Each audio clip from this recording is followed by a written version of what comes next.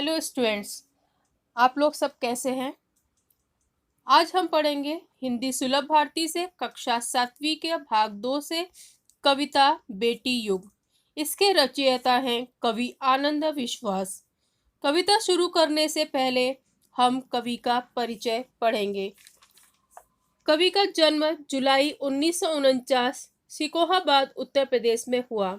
उनकी प्रमुख रचनाएं हैं मिटने वाली रात नहीं, पर कटी पाखी, देवम, गर्मा गर्म थपेड़े लूके, बहादुर बेटी।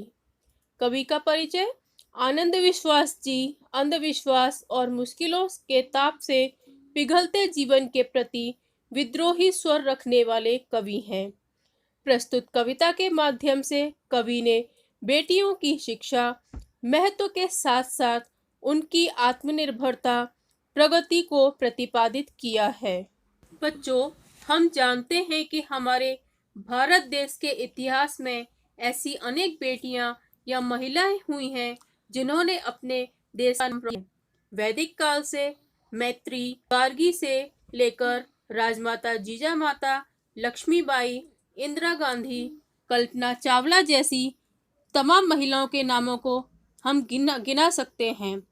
अगर बेटियों को उचित पालन पोषण और अवसर मिल जाए तो वे भी पुरुषों के समान कंधे से कंधा मिलाकर देश की प्रगति में सहयोग दे सकती हैं।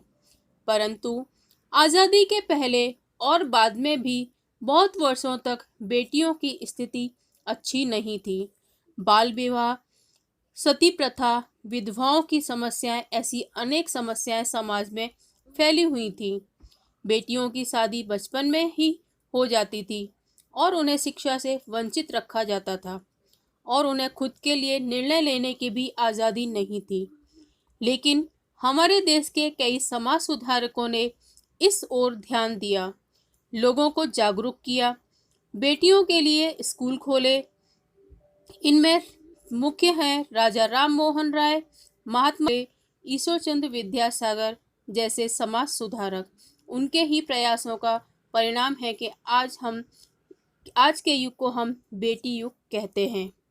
बच्चों, अब मैं कविता पढ़ रही और उसका साथ में अर्थ भी बताऊंगी। कविता इस प्रकार है। नानी वाली कथा कहानी अब भी जग में लगे सुहानी, बेटी युग के नए दौर की आओ लिख लें नई कहानी, बेटी युग के नए दौर की आओ लिख लें नई कहानी। बेटी युग में बेटा बेटी सभी पढ़ेंगे सभी बढ़ेंगे, फौलादीले नेक इरादे खुद अपना इतिहास गढ़ेंगे। देश पढ़ेगा देश बढ़ेगा, दौड़ेगी अब तरुण जवानी, नानी वाली कथा कहानी अब भी जग में लगे सुहानी, नानी वाली कथा कहानी अब भी जग में लगे सुहानी।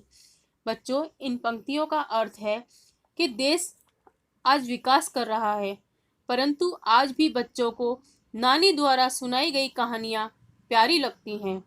आओ अब हम नई कहानियाँ लिखें जो बेटियों के नए युग से संबंधित हों। इस नए युग में लड़के और लड़कियां दोनों पढ़ेंगे, पढ़ लिख कर आगे बढ़ेंगे, तभी तरक्की के रास्ते खुलेंगे और तभी देश की समाज की तरक्की संभव है और तरक्की के मजबूत इरादों के साथ स्वयं अपना इतिहास लिखेंगे। जब देश के सभी लड़के और लड़कियां पढ़ेंगे तो देश आगे बढ़ेगा। युवक युवतियां प्रगति की दौड़ में दौड़ेंगे। आज भी बच्चों को नानी द्वारा सुनाई गई कहानियां प्यारी लगती हैं। आगे की पंक्तियां। बेटा शिक्षित आदि शिक्षा, दोनों शिक्षित पूरी शिक्षा, हमने सोचा मनन करो तुम सोचो समझो करो सारा जग शिक्षा में करना, हमने सोचा मन में ठानी, नानी वाली कथा कहानी अब भी जग में लगे सुहानी, नानी वाली कथा कहानी अब भी जग में लगे सुहानी। कवि कहते हैं कि यदि केवल बेटों को शिक्षित किया गया तो वह आदि शिक्षा कहलाएगी। पूरी शिक्षा तभी कहलाएगी जब दोनों को अच्छी तरह शिक्षित किया जाएगा।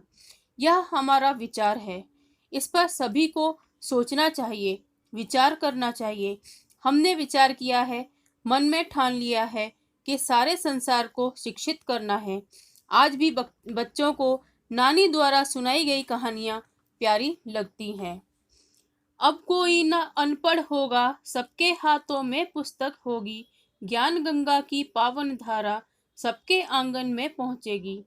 पुस्तक और कलम की शक्ति जग जाहिर, जग जानी पहचानी। नानी वाली कथा कहानी अब भी जग में लगे सुहानी। बेटी युग सम्मान पर्व है, पुण्य पर्व है, ज्ञान पर्व है। सब सबका सम्मान करें तो जन जन का उत्थान पर्व है। सोने की चिड़िया तब बोले, बेटी युग की हवा सयानी। नानी वाली कथा कहानी अब भी जग में लगे सुहानी। अब समाज में कोई भी अनपढ़ नहीं होगा, सभी बालकों के हाथों में पुस्तकें होंगी। ज्ञान रूपी गंगा की पवित्र धारा प्रत्येक व्यक्ति के आंगन तक पहुंचेगी, अर्थात हर घर का हर बच्चा पढ़ेगा। सभी जानते हैं कि कलम में कितनी शक्ति होती है। पुस्तकें ज्ञान का भंडार हैं। आज भी बच्चों को नानी द्वारा सुनाई गई कहानियां प्यारी लगती हैं। इसका नेक्स्ट पैराग्राफ का एक्सप्लेनेशन, बेटी युग सम्मान का पर्व है होगा, यह पुण्य पर्व है, यह ज्ञान की प्रतिष्ठा का पर्व है।